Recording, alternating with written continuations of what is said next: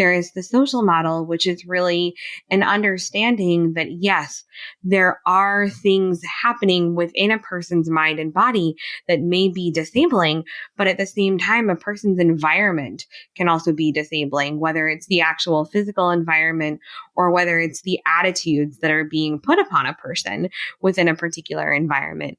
So I may be perfectly able to do something until I am shut out because I have encountered stairs and no ramp or elevator. So it's not my disability that is the problem, even though I'm still disabled. It's that there were stairs that were disabling me in that moment and preventing me from participation.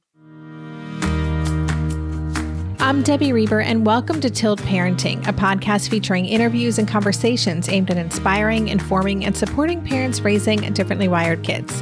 A theme we often touch upon on this show is how the discourse surrounding neurodivergence and the language used when referring to neurodivergence is ever evolving. I've observed on social media and in other spaces how conversations about terminology can be confusing, divisive, alienating, and complicated to navigate. Disability is one of those terms that can be uncomfortable for some people, including parents of neurodivergent kids, to embrace. But my hope is that this conversation will help you have a deeper understanding of what it means to be disabled, how ableism shows up and hurts all members of the disability community, including our kids, and how we can be better allies in the disability space. To talk about this, I invited disability rights activist and writer Emily Ladau onto the show. Emily wrote a wonderful book called Demystifying Disability: What to Know, What to Say, and How to Be an Ally. And in today's conversation, we explore some of the core ideas in our book. As always, we covered a lot of ground in this episode, including what it actually means to be disabled, why the euphemism special needs is problematic for many people, how ableism is normalized in our society, disability etiquette do's and don'ts to keep in mind for future interactions, and so much more. And a fun fact about my guest, Emily Ladau's career began at the age of 10 when she appeared on several episodes of Sesame Street to educate children about her life with a physical disability. Since then, Emily's writing has been published in outlets like the New York Times, CNN, Vice, and HuffPost, and she's spoken before numerous audiences from the U.S. Department of Education to the United Nations. Central to all of Emily's work is harnessing the power of storytelling to engage people in learning about disability. And I just want to say up front that I know these types of conversations can bring up some uncomfortable feelings in us as we explore our own relationship with disability and ableism. I encourage you to listen with openness and to get curious about what, if anything, comes up for you. And now here is my conversation with Emily Ladau.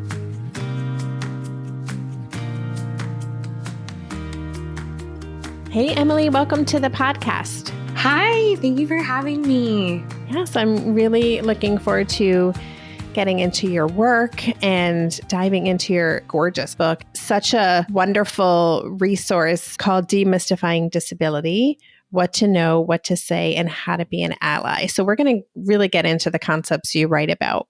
But before we do that, could you tell us a little bit about why you felt so compelled to write this book and how it's connected with your personal why? Yes, absolutely. And first, I have to make sure that I say thank you for saying that the book is gorgeous, and I cannot take credit for the actual illustrations. It was my amazing illustrator, Tyler Feder, who is a fantastic artist and really brought my vision to life to be able to represent as many different types of humanity as possible on the cover, so that people who maybe have not felt seen before on a book cover could now pick up that book cover and say, hey, I see someone that looks like me on this cover. So just to start off with that, I think actually leads right into my why. And that's that I have so often felt like I am not someone who is well represented in the media, in the world, anywhere really. And I think that that is such a common feeling and sentiment among people within the disability community, despite the fact that we are the world's largest minority, and despite the fact that there are more than 1 billion people with disabilities around the world, to not be seen, to not be represented, and to be treated as though we are just some kind of niche group and relegated to the sidelines and pushed to the margins of marginalization. It is what drives my passion to be an advocate and to have conversations about disability so that we no longer have to experience that sense of erasure. And I say that knowing full well that I am only one person, and there are so many different experiences of disability out there. So I don't speak for anybody but myself, but I do hope that I can help contribute to broader conversations around disability and hopefully demystify it and make it feel more friendly and approachable. So that is behind everything that I do. That is my why. I want the world to be more accessible to the disability community. And I believe that in order to do that, we can take the experiences, ideas, and opinions surrounding disability and make them more accessible to the world. Even just so we're on the same page then with this idea of disability, knowing the listenership for this show are parents raising neurodivergent kids, so kids with developmental disabilities, cognitive disabilities, but disability is a really big umbrella and there are many ways to be disabled. So can you share some of those that might not be on people's radars as falling within the disability space?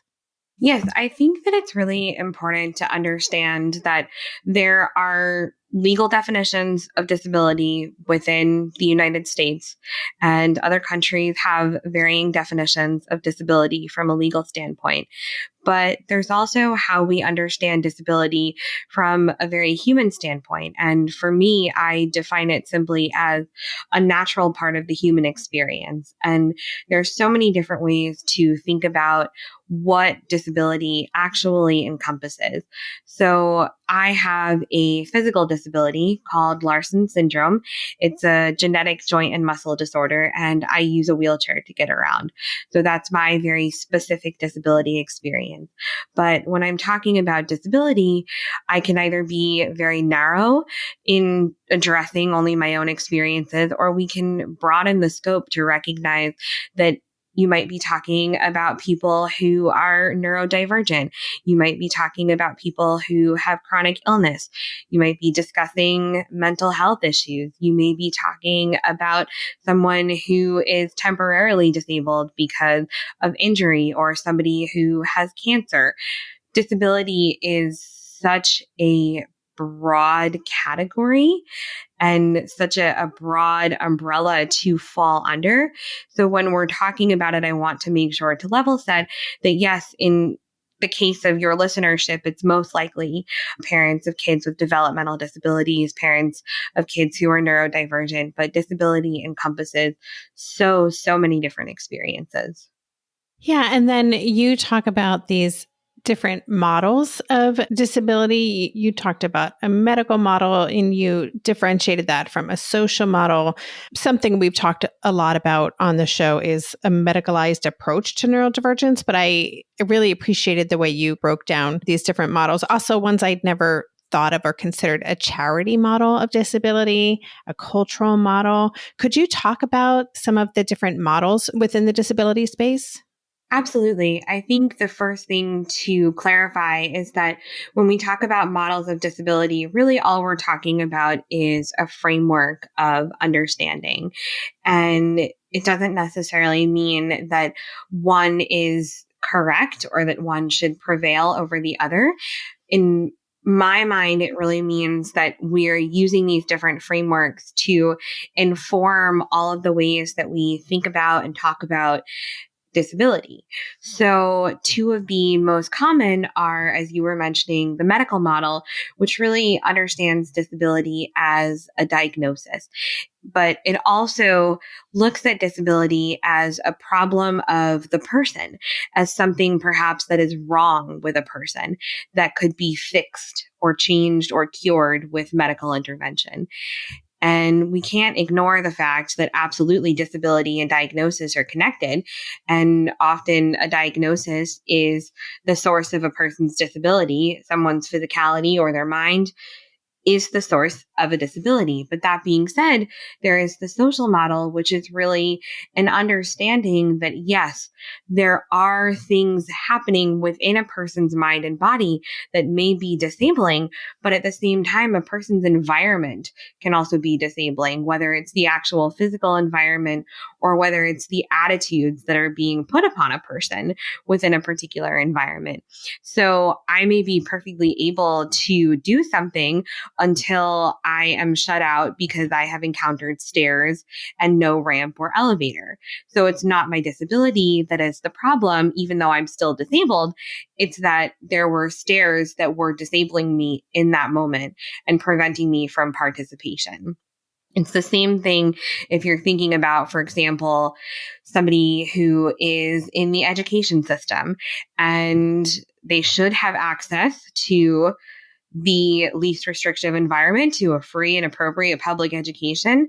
However, sometimes there are discriminatory attitudes that stand in the way of a child having access to that.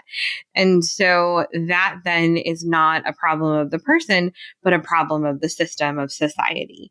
So medical and social ideas of disability can coexist. And then in my book, I also talk about multiple other ways that we can think about and perceive disability, including what you mentioned, which is the charity model, which is really looking at disability through that lens of tragedy or pity, or thinking that people with disabilities are broken and in need of handouts to rectify something that is terribly wrong with them, when in fact it's the systems that we operate in that need to be fixed. So there's a lot of different ways to think about disability. And again, none of them are the singular way to recognize disability. There are multiple frameworks that disability exists within, and we have to try to understand them in order to really recognize that disability is a very nuanced experience. Yeah, it's so helpful. There's so many directions I want to go in. We're going to take a quick break and I'm going to gather my thoughts and we'll be right back. Maybe I've watched too many seasons of The Amazing Race, but every time I have to go somewhere on the subway, I treat it like a competition. It's all about making the right gut decisions about which route will get me there the fastest. Sometimes those decisions get me where I'm going early, and other times my gambles don't really pay off. Probiotics can't help with most gut decisions, but if your gut needs a little support, Ritual has your back. Their Synbiotic Plus, a 3-in-1 supplement, has clinically studied prebiotics, probiotics, and a postbiotic to support a balanced gut microbiome. I've been using Synbiotic Plus for about 6 months now, and it's become a core part of my morning routine. I take the mini capsule every morning while making my way through my inbox, whether I'm at home or I'm on the road, because it doesn't need to be refrigerated. And the capsule itself is delayed released, which helps it survive the harsh conditions of the upper GI tract for delivery to the colon, and that's exactly where we want it to go. Ritual invested in a study modeling the human colon, which showed that Synbiotic Plus significantly increased microbial diversity and the growth of beneficial bacteria. There's no more shame in your gut game. Synbiotic Plus and Ritual are here to celebrate, not hide your insides. Get 25% off your first month for a limited time at ritual.com/tilt. Start Ritual or add Synbiotic Plus to your subscription today. That's ritual.com/tilt for 25% off. During this month of planning and organization for big transitions, rhythms and routines have been absolutely essential for our physical and emotional well-being. So Green Chef nights are reliably and predictably a good night. We know the ingredients will be fresh and prepped, the instructions easy to follow, and the meal delicious. We're all still talking about last week's turkey tacos with mango chimichurri sauce, refried beans, and Monterey Jack cheese.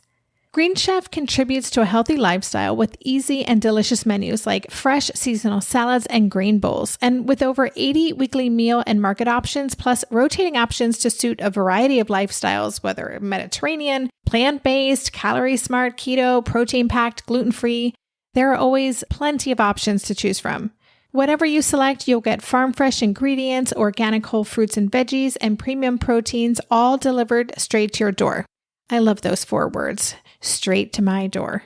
Oh, and one more thing I love about Green Chef, they have an app, which means it's easy to manage meal preferences and delivery from your phone if you want to. And I, for one, want to. I am in that mode where I'm making the most of little moments like waiting in line at the pharmacy or for the F train to pull into the station to tackle all of those to-dos. So the convenience of an app is key for me.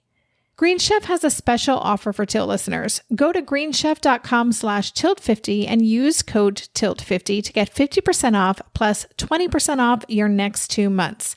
That's 50% off plus 20% off your next 2 months when you use the code TILT50 at greenchef.com/tilt50. So I want to talk a little bit more about language. We were talking before we hit record how this space is evolving so much. And that's certainly a conversation we've been having in the neurodivergent space, just the evolution of language, right? Identity first language, person first language. And you address these things. You address euphemisms that are used, the idea of special needs. It seems like language is all over the place and continually evolving. I'm wondering if you could share some best practices or maybe some of your top line do's or don'ts when it comes to the way that we use language when discussing or referring to disability. I'm really glad that this is the direction we're taking the conversation, because I think I so often lose people, even just in saying the word disability, to be honest, especially within parenting communities. I think that there is a misconception that disability is a bad word. And so we should instead use terms like special needs or differently abled, because of course we don't want to ascribe negativity towards our children. And I completely understand that mindset. We've been socialized to think about disability as a bad thing. But there's also, at least in my mind, I would caution some harm in avoiding the term disability. The first being that disability is the term that is used in legislation. It is not the Americans with Different Abilities Act. It is not the Individuals with Special Needs Education Act. It says disability very clearly in the titles. And so, first of all, saying disability clearly delineates that your child is protected under these laws. And beyond that, that fear of labeling, well, instead, you're just labeling in another way. And I know that this is not always a popular opinion when people want to say my child has special needs, but they don't have a disability. My question is, well, what is it that makes their needs special? They have human needs. We all have human needs. We all have needs in order to survive, to thrive, to be cared for, to navigate this world that we live in. And because I have a disability, my needs are not special. They are simply my needs. I like to joke around a lot, though, that if you want to talk about my special needs, I definitely have them. I would like you to fan me. I would like you to feed me grapes and treat me like a queen. I mean, my goodness, those are my special needs. But everything else is just human needs. And we all have varying needs at varying times. And my question also pertains to why we say differently abled instead of disabled, because aren't we all differently abled? Somebody who is listening right now is really good at singing and somebody is really good at math. Someone can solve a Rubik's Cube in under a minute. Somebody can walk a tightrope. We all have different abilities. So differently able doesn't mean very much because we're all differently abled. And so disabled to me is not a negative, but rather a straightforward term. And also for many, it's an identity, it's a culture, it's something that's indicative of being part of a group that has an entire history behind it. And I know that this can be challenging to hear when we have for so long been thinking that disability is a bad thing, that it's wrong, that we want to get away from that term. And I want to be very clear, I am not here to tell anybody how to refer to themselves. I'm not here to dictate language rules, but my top do, if you will, in terms of do's and don'ts is whenever possible, defer to the preference of the person. And I know in this case, we're often talking about younger children.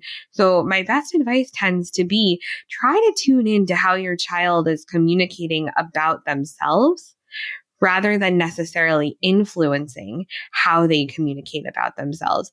And this is acknowledging that all children communicate in different ways. Some don't communicate verbally, some may use assistive communication devices.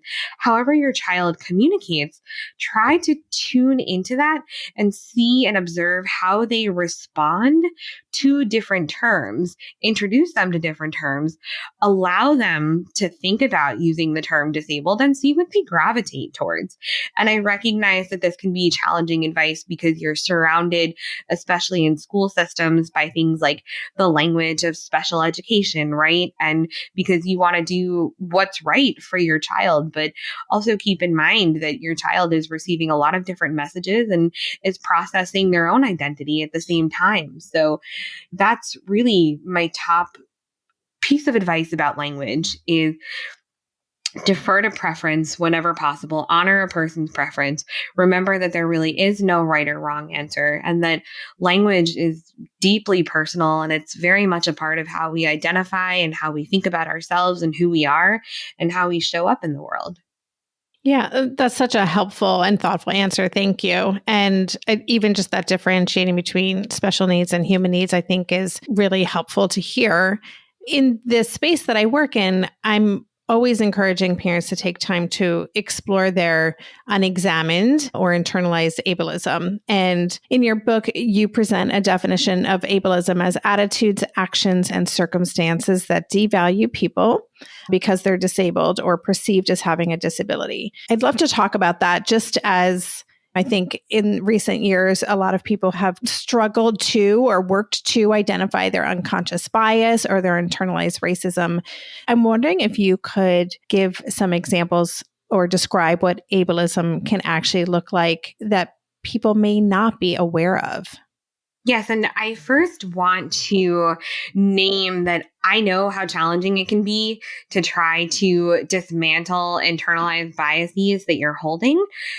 I am disabled, yes, but that doesn't absolve me of doing that work, especially because I am a white woman with a disability, for example. So my experience is very much that of someone who has that level of privilege. And I am constantly also doing work within myself to dismantle the biases that I hold.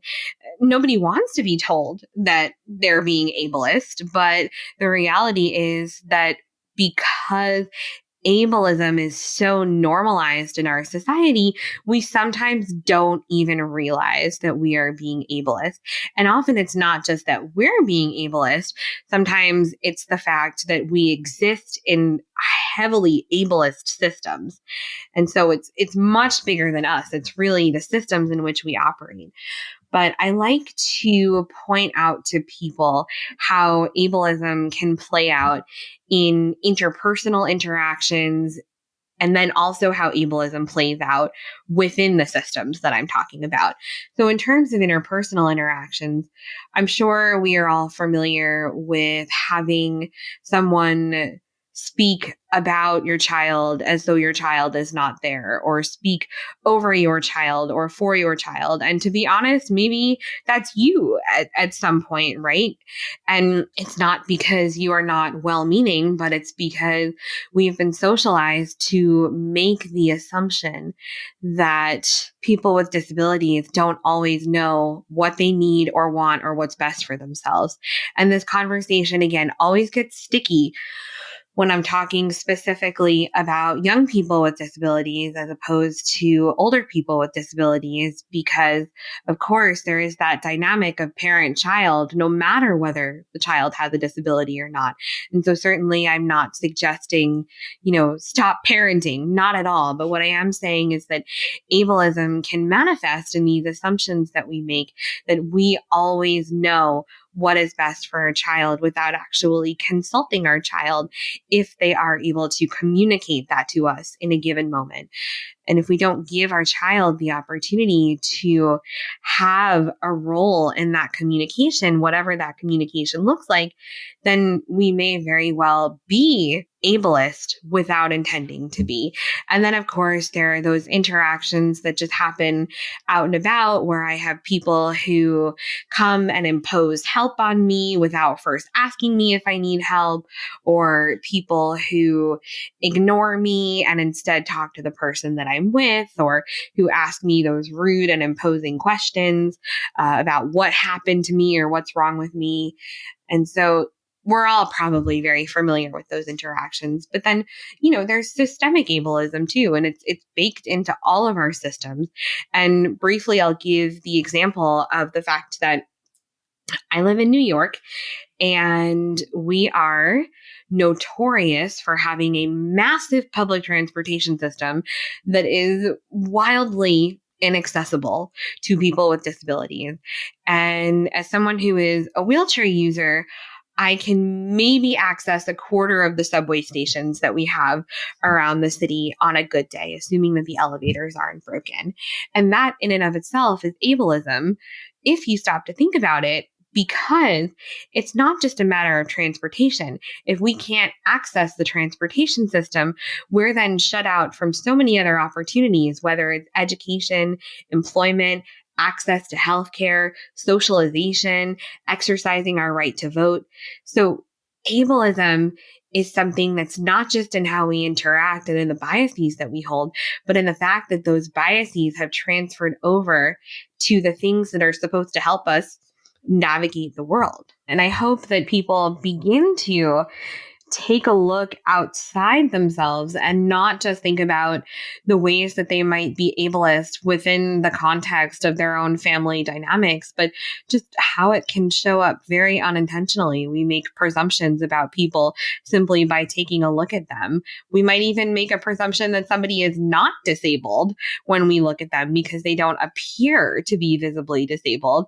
And so that in and of itself can be a form of ableism because we're completely discounting the fact that non-apparent or invisible disabilities exist. So really, it's a bit of a tangled web, but I think if I could boil it down to one thing, it's avoid making assumptions, check those attitudes, think about your actions. Thank you for that. Let's take a quick break. And when we get back, I'd love to talk a bit about intersectionality. Hey there, it's Debbie. I love making this show and sharing conversations about how to support our awesome neurodivergent kids. I've seen how even one little insight from an interview can spark a big shift in daily life. But I know that raising complex kids can be messy and lonely. And just when we think we figured it out, something comes up that boots us right back to feeling overwhelmed and stuck. That's why I've poured everything into creating a way for parents like us navigating complex parenting journeys to join together and chart a path that feels positive, hopeful, and doable.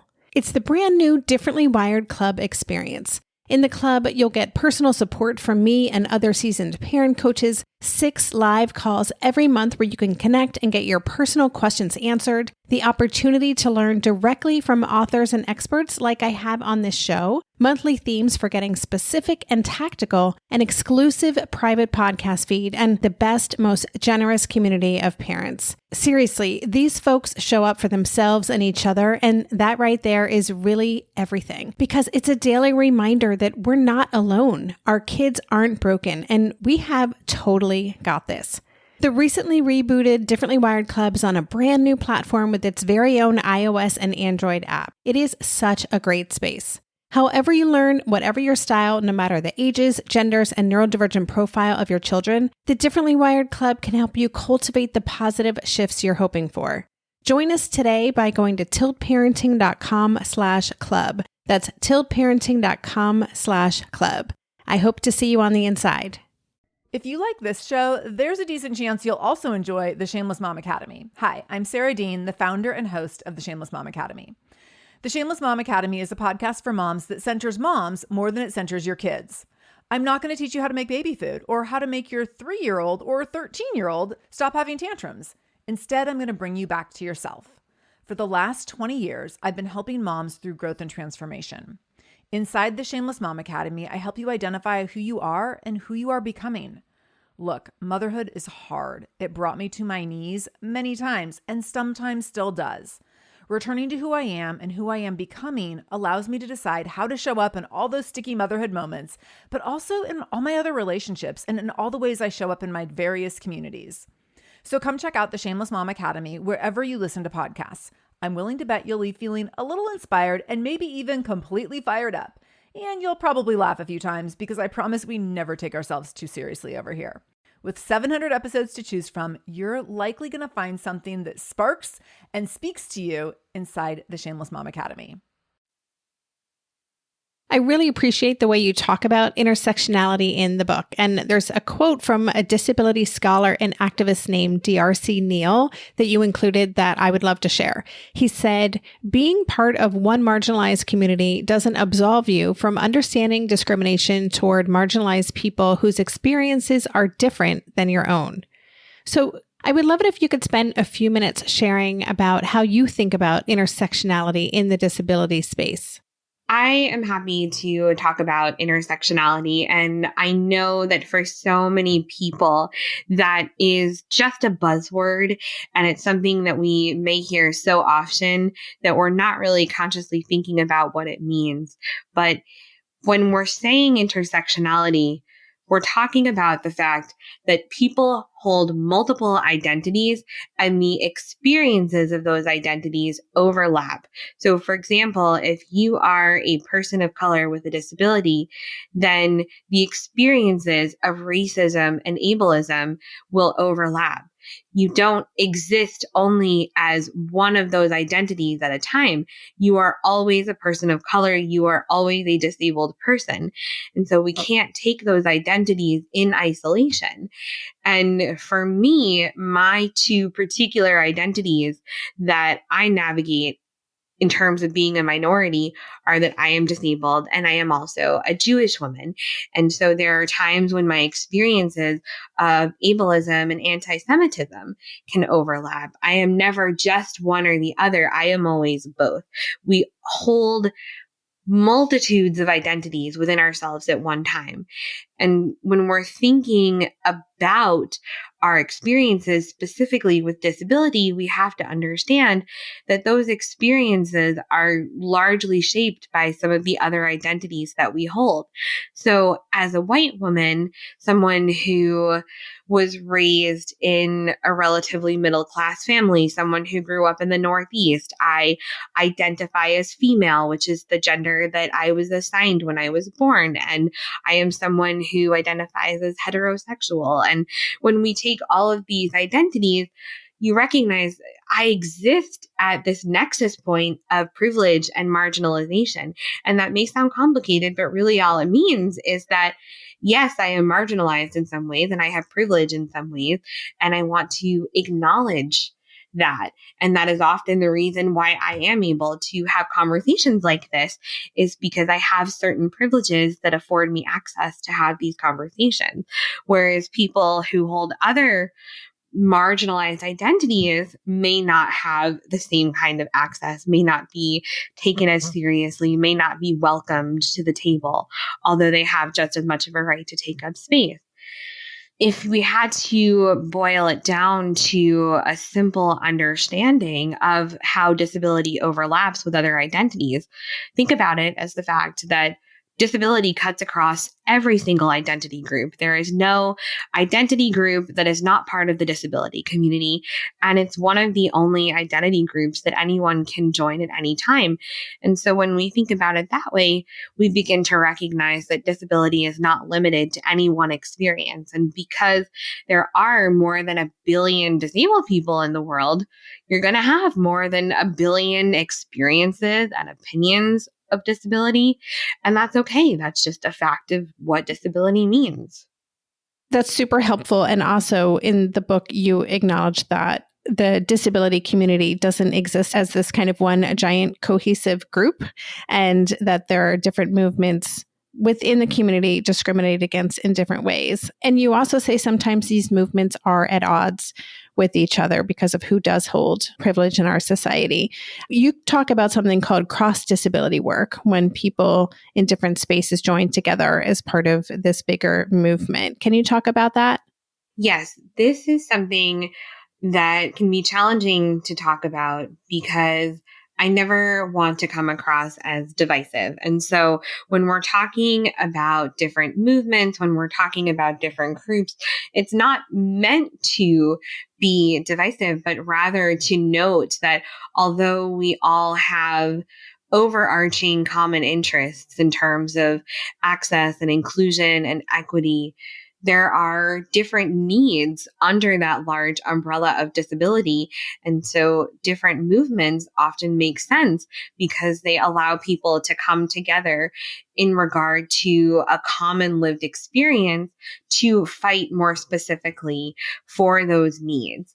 And something that I think is particularly important to differentiate, and there are multiple movements that I talk about in my book, but I'll specifically name today the fact that we often talk about what's known as the disability rights movement, but then we also talk about the disability justice movement. And too many people use rights and justice interchangeably when in fact they are two divergent movements in some ways. And disability rights really centers in many ways people who already hold certain levels of privilege and of power.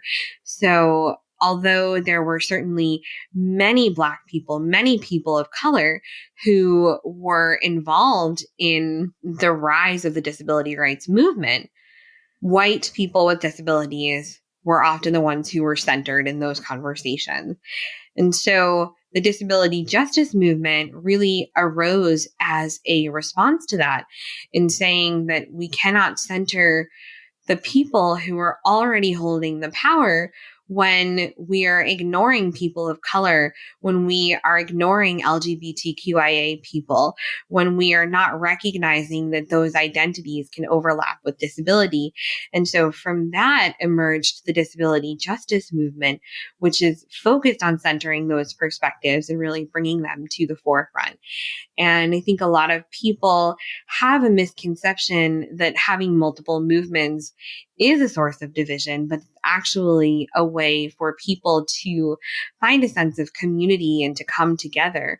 But we need to also be able to work across lines, whether it's across lines of different types of disabilities, chronic illness and neurodivergence and physical disabilities and non-apparent disabilities, right?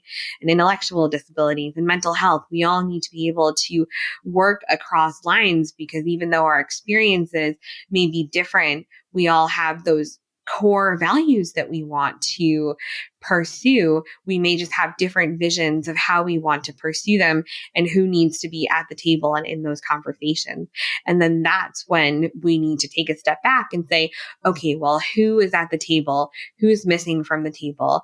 And how do we figure out how to center the voices of the people who are so often missing from these conversations? I just so appreciate this conversation because it is complex. These can be challenging things to explore. Emotions can be high in different spaces and it can make people uncomfortable. And so I just really appreciate going into this in the level of detail that you are and the way that you're kind of walking us through different frameworks or different ways to think about this conversation.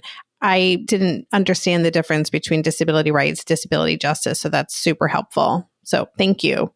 And I'm glad to offer that context with the acknowledgement.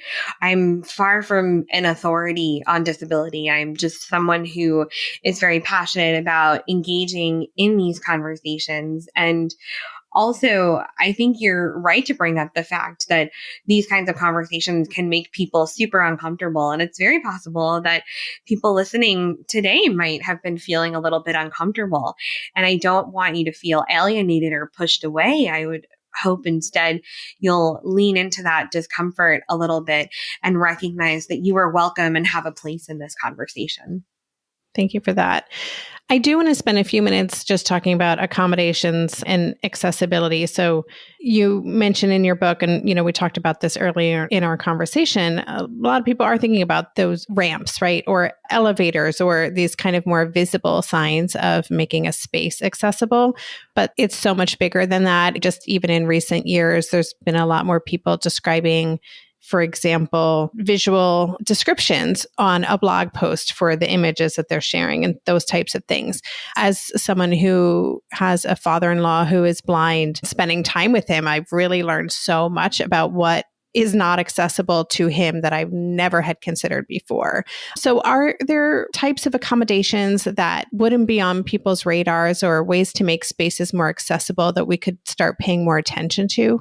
Well, I think you named something very important, which is really looking outside of yourself and recognizing that even if you have particular experience with disability, whether it's your own or a family member's, that we can always continue to expand our thinking and learn new things from new people in our lives or from people who have been in our lives who may acquire a disability at some point. So I'm glad that you mentioned that specifically because I think that is a really good starting point. We tend to become wrapped up in the things that we recognize as being accessibility.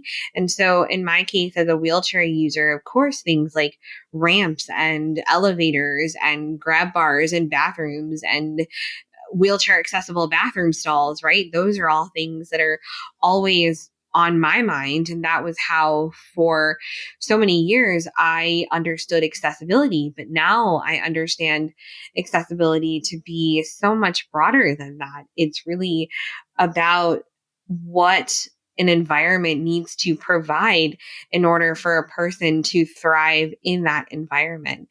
And so for someone who has a vision disability, that can look like providing audio description or describing an image and a caption. For somebody who is deaf or hard of hearing, it can be providing captions or sign language interpretation. For somebody with a chronic illness, maybe it's working from home or having flexible working hours so that they can accommodate what their mind and their body needs when it comes to rest. And for someone who has a sensory disability, perhaps it's providing a quiet room. Perhaps it's recognizing that they need to get up and move around and stim. Or maybe it looks like not having such bright overhead lights. For somebody who has an intellectual disability, providing materials before a meeting or event. I mean, the list goes on, but the reality is that accessibility doesn't just look one way. There are different needs that people have at different times in order for them to succeed in a given environment. And so I really encourage people not to have a narrow definition of accommodation or accessibility, but rather to check in with the people in their lives and say, hey, is this accessible to you? Is this working for you? And if not, what can we do to make things more accessible? That's great. Thank you for that. There's so much more I want to go into, and we just can't because of time. But I do want to spend these last few minutes talking about disability etiquette. And you have a chapter on that in the book where you share some kind of do's and don'ts when it comes to engaging with disabled people and ensuring that the way we're showing up is respectful. Would you be willing to share maybe one do and one don't when it comes to disability etiquette that listeners could take away with them and just be more mindful of? Absolutely. I think that if I had to put it into overarching terms, my biggest etiquette do is to just be yourself and act naturally and treat disabled people as you would other people. No need to change the tone of your voice. No need to treat them in a condescending manner. No need to be patronizing or to ignore them or to overlook them, or us, I should say, but rather treat us as you would any other person. Just act normally. And so I think that my etiquette tone is really, no need to treat us as alien creatures or delicate flowers, right? We all have, as I mentioned before, different needs. We all show up in the world in different ways. We all communicate through different methods. But at the end of the day, we are all human beings. And that's not to erase disability, because I'm not saying that disability doesn't exist, but I am saying that it boils down to our humanity, and disability is a part of that. And so the best possible etiquette tip that I can give you is to think about how you are engaging with others. There's the golden rule, which is treat people as you want to be treated. But I really like the platinum rule, which is treat people how they want to be treated. And that means deferring to someone else's personal preference, honoring that preference, and recognizing their humanity. The platinum rule. Is that your term? I've never heard that before. No, I cannot take credit for it. And I quite honestly couldn't tell you exactly where I heard it. But once I finally started hearing it, I said, that makes so much more sense, because how do I know how somebody wants to be treated? The way that I want to be treated is not the way that somebody else wants to be treated necessarily. And so the best thing that I can do is, whenever possible, honor how other people want me to engage with them. Yeah, I love that. So good. The book, it's called Demystifying Disability, What to Know, What to Say, and How to Be an Ally.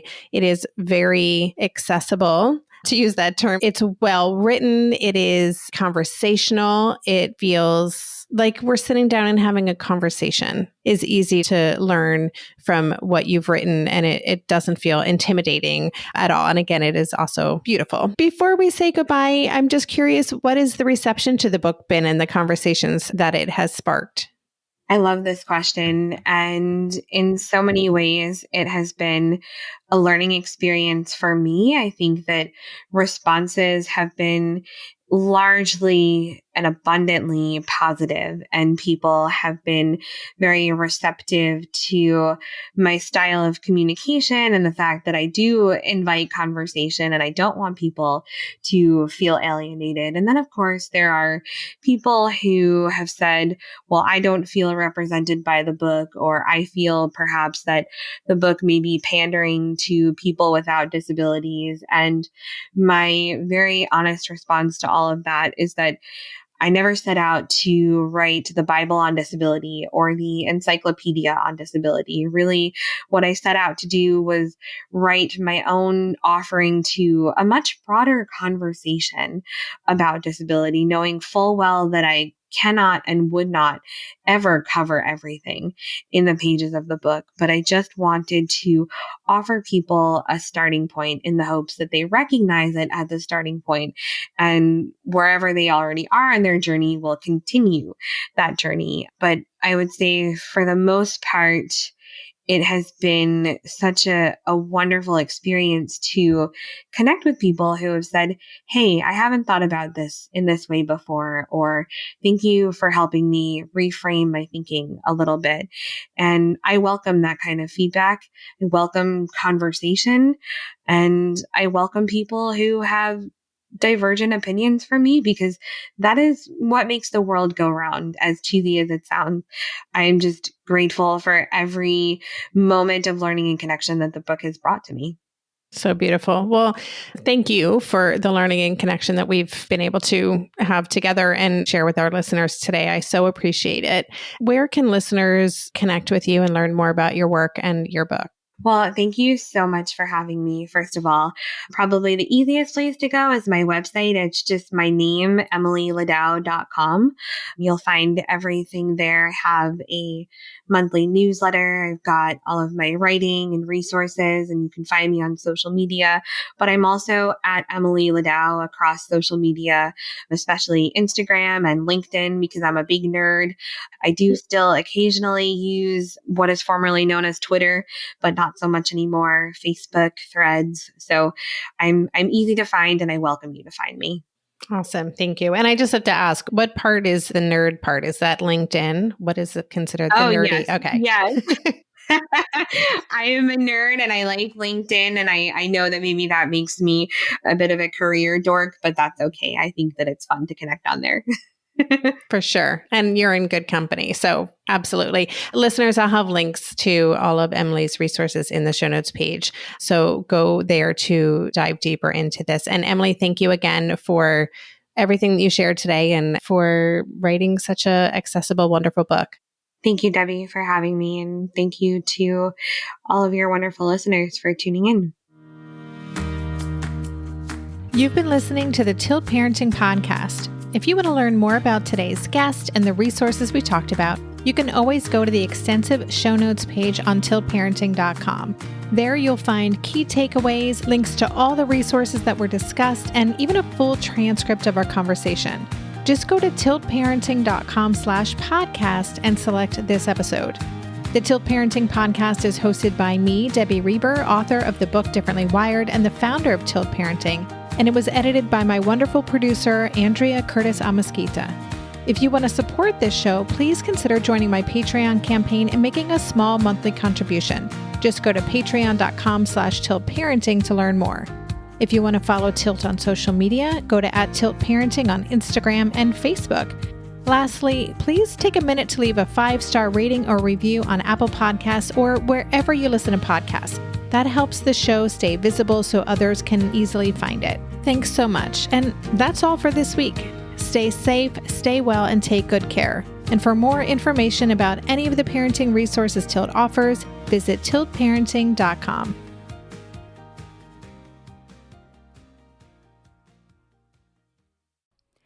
Hey, are you a parent of a teenager? Are you feeling overwhelmed about how to be what they need while also holding limits and boundaries that keep them safe?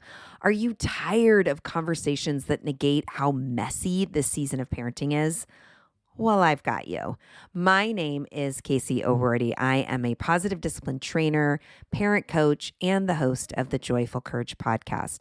Every week, I come to you with an interview digging into tough topics with experts I trust and solo shows that go deep into the personal growth and mindset needed to raise teens in a way that grows them into confident, capable young people. I am not afraid of getting real about the intersection of conscious parenting and the teen years, while also bringing in vulnerability, humor, and lightness. I'm walking the path with you and honored to serve. Listen to Joyful Courage on Apple Podcasts, Spotify, or wherever you consume podcasts.